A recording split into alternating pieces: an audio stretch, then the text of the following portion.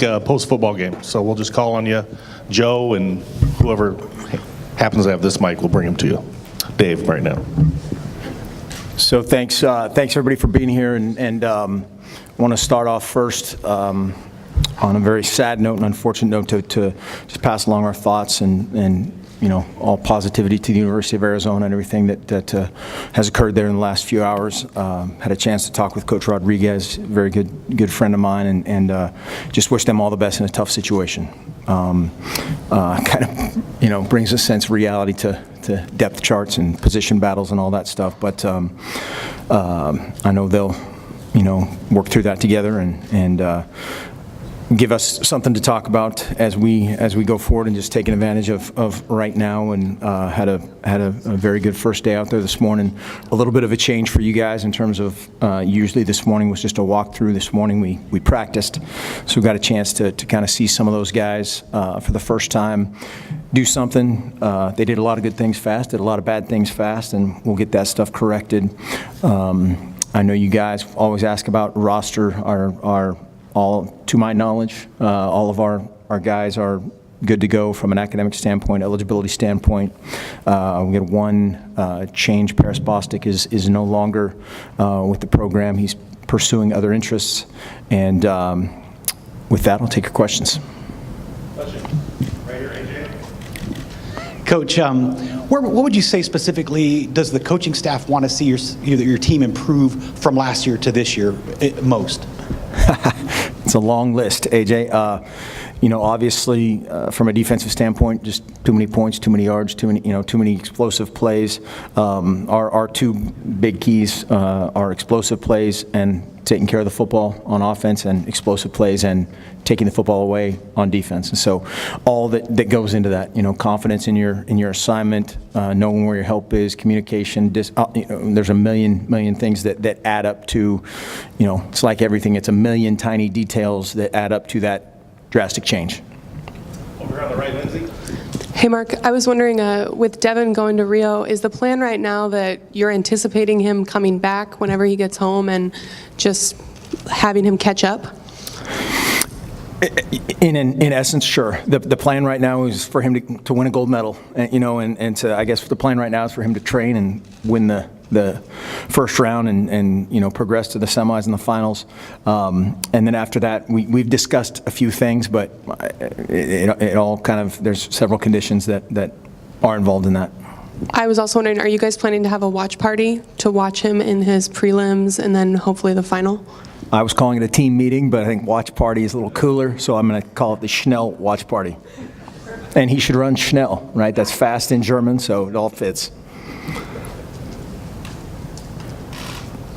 that it? Right up here, Ryan.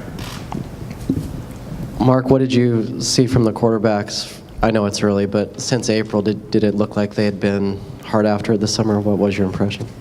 Sometimes that we threw it to the wrong team too many times this morning, which I guess is good if you're a DB and bad if you're a quarterback. But the guys did some good things and forced it. Sometimes we do some drills today that basically are kind of to test their decision making, their timing, ball placement, and some good, some bad. But yeah, a lot of progress has been made. And today's we're kind of measuring it against where we were at the end of spring. We're going the right direction, so that's a good thing.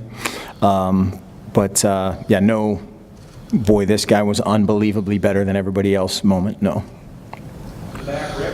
Coach, I was wondering if you could talk a little bit about how your teaching techniques will change with the new members of the staff, Mr. Yost and Mr. Hope. How you teach. I mean, that's kind of something that we do every day, every kind of season, off season, years. You're adapting not only to what you're doing, but who you're talking to, and how these guys learn and how each individual at your position learns. There's some guys that need to do it. There's some guys you can put it on the board one time and they get it. There's some guys you can show them on film. So kind of finding that mixture and how we teach is huge. And then each year, we're trying to learn every year of how to do that better. And so whether it's a drill or a piece of equipment or a piece of technology, or all those things go into it. But yeah, there's different things at every position. Certainly at our defensive coordinator spot, how we've done that is different because of how Brady's done it. And so, yeah, it's, I mean, obviously defensively drastically different. Offensively, I think it's more of the nuances of his personality and his style. Mark, this is kind of piggybacking off of that, but I know Oregon has its specific brand of football, but with two new coordinators underneath you, is there a different feel heading into this camp than maybe years past? Not necessarily. I mean, I think we want to play fast and score a lot of points on offense, and we want to take it away on defense and shut them out. I don't think that's ever not been the case. But the voices of every team and the kind of the level of volume, whether it's coaches or players, and that culture just kind of changes a little bit every year. And so from that sense, it's kind of the normal. And then again, defensively, yeah, so it's all different. Steve Mims? Oh, I'm sorry, it wasn't Steve Mims. Can I go? All right on. Sky Muller, K-Val. I didn't get a proper introduction there. Mark, as you look at your quarterback battle right now, you've seen a lot of quarterback battles over the years. Do you get a sense this one is going to come down to maybe that Saturday or Monday before the first week of the season? I think in the past, I think that if you learn one thing, you can't predetermine it. You can't predict it. You can't go, hey, by this date we're going to have, because you predetermine things, and predetermining things isn't always best. It has to be natural. It's a good Eugene term, it has to be organic, right? It has to happen right in front of everybody and for everybody's best interest. And so to put a date on it, again, ideally, I've said it before, ideally it's going to be about a week and a half out where you've got your starter and it's slated out of how we game plan before the first game is ideal. But ideal isn't always it isn't always best, if that makes sense. And so if it happens soon, great. If it happens later, that's great too. Mark, over here. You get a sense from talking with Brady just after he sees 15 spring practices and then, a couple months to review, do you get the idea that him coming in, does he feel like he can kind of go in and do what he'd anticipated, or does he have to tweak a little bit based on what he's kind of seen and how he's prepared over the last few months? I think that'll, again, yes and no. Is the short answer. The long answer is, I think during spring ball, you're kind of doing the combination of cramming down their throat what you want them to do. That's an attitude, a culture, all those things. And then from a, schematic standpoint, you're going to experiment. You're going to find out what each guy can do, what they can't do, maybe discover some things that you didn't know. And then in the fall, it's really, you're starting over and doing that again for about 2 weeks. And so you're going to figure out, the new guys, what they can or can't do, the returning guys, what they've developed over the summer, what they've added to their repertoire, and then you kind of pick and choose what's best out of that. And I think you're doing that in every phase, but certainly defensively, we did some experimenting with guys, whether it's corners and safeties to nickel, and so on down to the nose guard. You're absolutely, you're going to be in experiment mode for a couple more weeks. The speed of the way you guys practice is obviously integral to everything you've always done, but Brady in the past has expressed some misgivings about how a defense can fare when they practice against that every day. Are there going to be kind of material changes to the speed? I don't know, do you structure it differently at all? Are you going to meet them halfway? I just don't know how that works. No, that's the old, it's always funny because every defensive coordinator says that, and then when they practice, they have 2 offensive scout teams go against the defense. And so we just have one. And so we try to play at that tempo, and our tempo of practice hasn't changed at all. We've tweaked some drills, just like we have every year since the beginning of time, a little bit here and there. But the gist of what we're doing from a tempo standpoint, absolutely, that's all systems go. Today it was all systems sometimes go. Mark, your first 2 years, obviously there's no quarterback battle. Last year, you guys go through the fall, new situation. Is there anything that you guys learned from having a quarterback, a new install of a quarterback last fall camp that you guys can change going into this fall? Not really, just in terms of, last year was unique in that Vernon wasn't here for, wasn't here right now, right? As of this day, or how I can't remember how that all played out. Seems like 20 years ago at this point. But every year has its own way it plays out, and that's why, again, you can't really predetermine it. You can certainly take, from one thing, of how to teach a certain type of guy, or a way a guy learns, or just the personality of a guy. But those guys are also individuals, and you're going to cater a lot of what you do offensively to that quarterback's personality. If he can't do it, then we're idiots for trying to do it, type of thing. And so we're figuring out what their personalities are and how and what, kind of along the lines of what we're talking about from a defensive standpoint, doing some experimentation with those guys, and that will continue. Third row, left, right. Hey, Coach, after losing leaders like Tyler and DeForest last year, who's really kind of emerged as taking control of the team and showing them which way to go? Well, yeah, that will continue. Obviously, just being around the guys today, Cameron Hunt did it. Cameron Hunt is kind of the leader of the offensive line, the veteran there that can play a lot of spots for us. I think Charles and Royce are both. They're kind of along the lines of some of the guys we've had in recent past that are very quiet guys naturally, but are starting to grow as leaders and doing a nice job. Defensively, Tyree Robinson has done a good job in the secondary, and then Johnny Reagan has done an outstanding job at kind of with the front seven. So we need to continue to have more guys emerge, and more guys that have that credibility and within the team and within themselves to get that done. On the right, Gary. Yeah, Coach, ran into Coach Lubick at Safeway about a week ago. I tried not to talk football, but somehow it got out.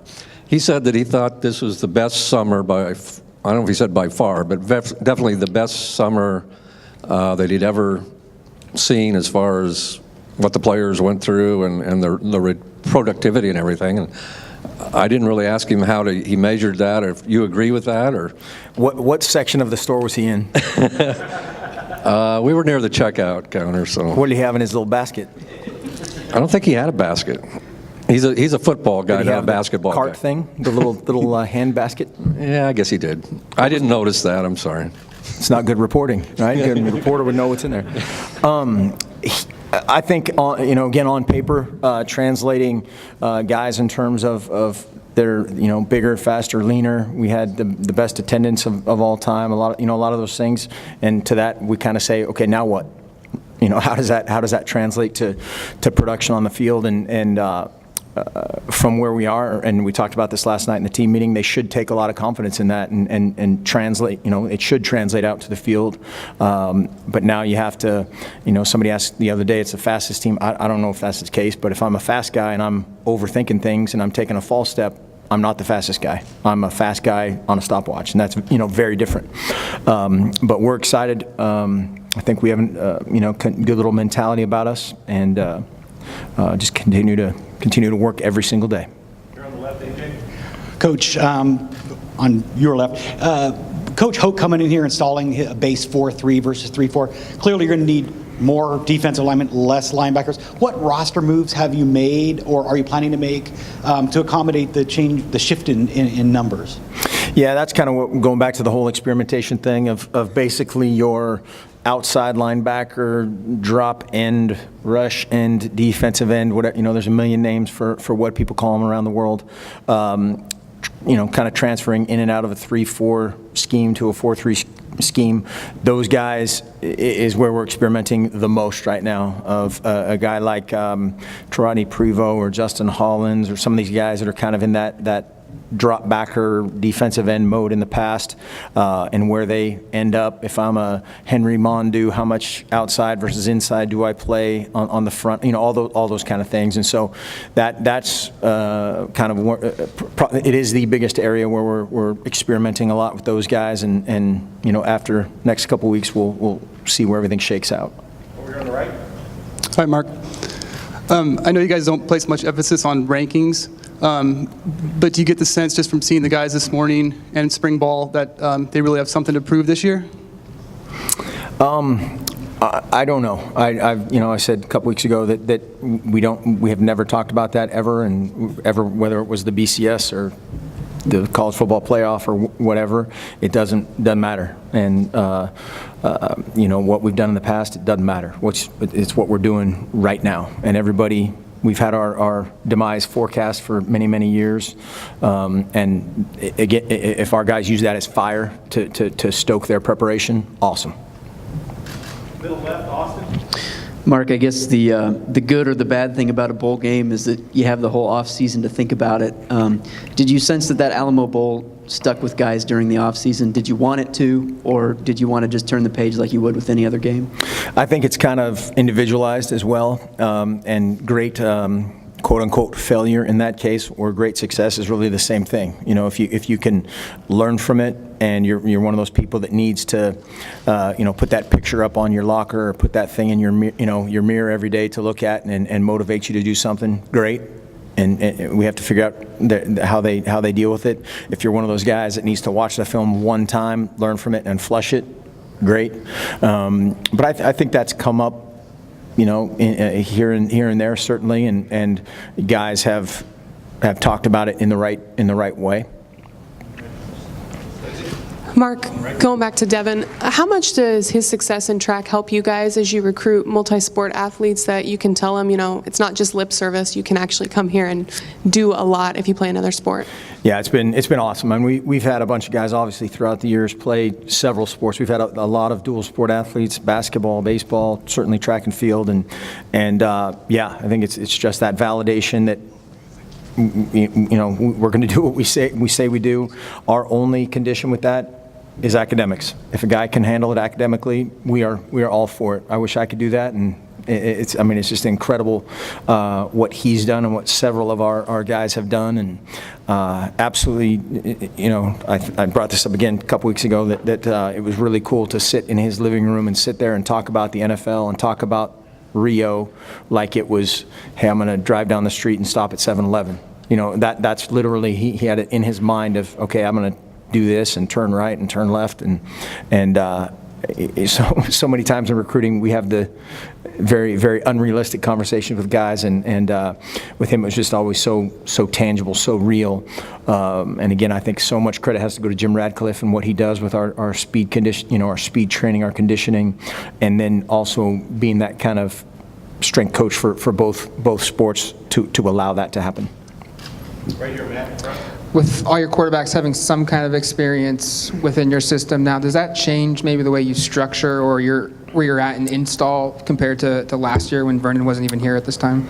Yeah, it probably I almost think sometimes to a fault, like you try to be too cute or do too much early, and you're trying to for instance, Justin Herbert's out there for the first time today, and sometimes he looks like an all-pro and sometimes he looks like he's never played football before. I mean that in the nicest possible way. But you have to and certainly just the tempo of how we do things, it's different than the summer. And no matter what these guys do in the summer, it's not as fast as when Coach Hoke's out there, Coach Lubick's out there, or we're out there getting them to play at the tempo we want to. And so that's where you have to go back to those building blocks of what you do in scheme-wise in all three phases. Dead center field. Mark, you mentioned Royce is one of those emerging leaders on the field. I've heard Tyrell in that discussion as well, same with Dakota. These are some quiet guys. What's that like, having more of a quiet energy amongst some of these guys that have been discussed as leaders, and is that different from what you've seen in the past? Not really. I think we've had a bunch of guys of that vein. Marcus never looked above his shoes his freshman year, and Hronis Cross was a very quiet guy. Hearts go out to him as well. Unfortunately, him getting hurt, but I know he'll bounce back too. Seen it before. But you have to work with who they are and what they are right now, and that's certainly a learnable skill, a teachable skill, leadership, and our guys have done that.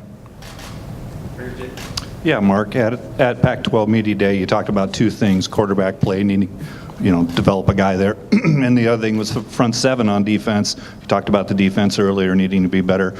Do you sense that the front seven is going to be a situation like the old days here where you can play two guys at each position, sort of a depth thing on the front seven, D-line and linebackers. And then I know you touched on a few guys, Hollins, Prevost, Mondo earlier. Can you talk about some others who have sort of risen to the top there? Well, yeah, to I'll go last first. We don't know yet. You know, we haven't risen to just after day one, practice one. It's hard to establish depth. Helmets only practice. You know, all those kind of things. And then the first part of your question, hopefully. Absolutely, we want to be as deep as possible. I think that does, you know, a couple things for you. It makes you versatile in special teams. It makes you versatile in personnel groupings defensively, whether it's an odd front, a nickel group, a dime group, all those guys in there. But I like where we're headed from a depth standpoint. At linebacker, you know, we could have 3 first-year guys in there starting very easily. Very easily. And I guess one of those first-year guys might be DeQuan. You know, he had a great spring and just of how he's competed in there. And so all that does is create competition and urgency for everybody else. Mark, sounds like Coach Rad's heading off to Rio as well. Does that he leave some notes behind for you, or does that kind of alter any kind of preseason kind of training that you guys are doing? Slightly, yeah. Coach Rad he's in Rio right now. He sent me some pictures yesterday to validate it. They were in the weight room, I can say. Devon was in there with the Olympic volleyball, the men's volleyball team, working out. Yeah, we had a plan for you know, him being gone, Devon being gone, and you know, today was seamless. Not that we don't miss him, we do. And we're happy for where he is. But guys just stepped in, and again, another opportunity for players to take over some leadership roles of stuff that Rad does.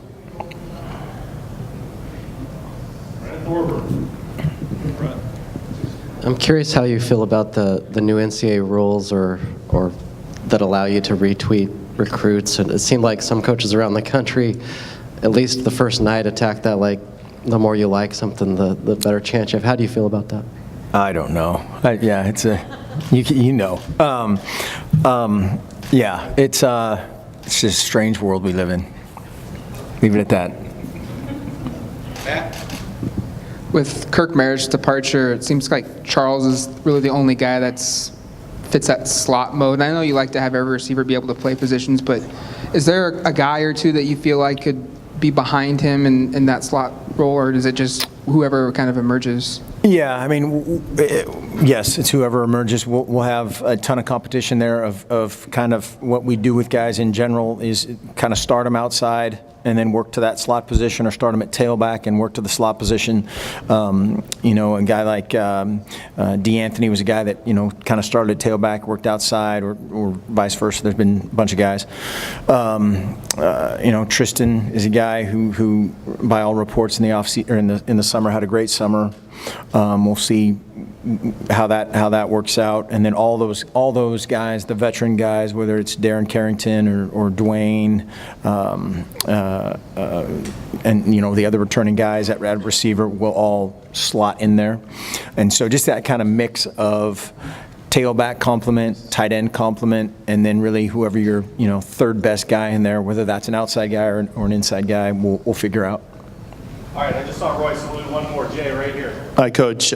Can you talk about Dakota's grasp on the playbook at this point? And I guess how advantageous was it for him to be here? You know, I mean, he's been here for a while compared to what you went through, you know, a year ago at this time, from a comfort standpoint. Yeah, and we're always going to make it the best situation, right? That's the coach's job, is to make everything the most ideal situation of all. And if a guy shows up 2 weeks from now and he's your best player, you're going to figure out the best way, and you're going to, you know, make it the best. But certainly it's advantageous for him to be here for a spring, a summer, and just today absolutely looked more comfortable doing things. And you know, his thing has always been just don't overthink things. Just you know, make layups. We talk about that all the time for the quarterback. Just make a layup. Make 100 layups in a row, and you're going to be the greatest player of all time. Don't try to do a 360. Don't try to do a reverse layup. Just make a layup. And you know, handing the ball to Royce Freeman, getting the ball to Charles Nelson in space, doing all those things. That's, you know, that's kind of making a layup for those guys. Thank you, Coach. All right, thank you.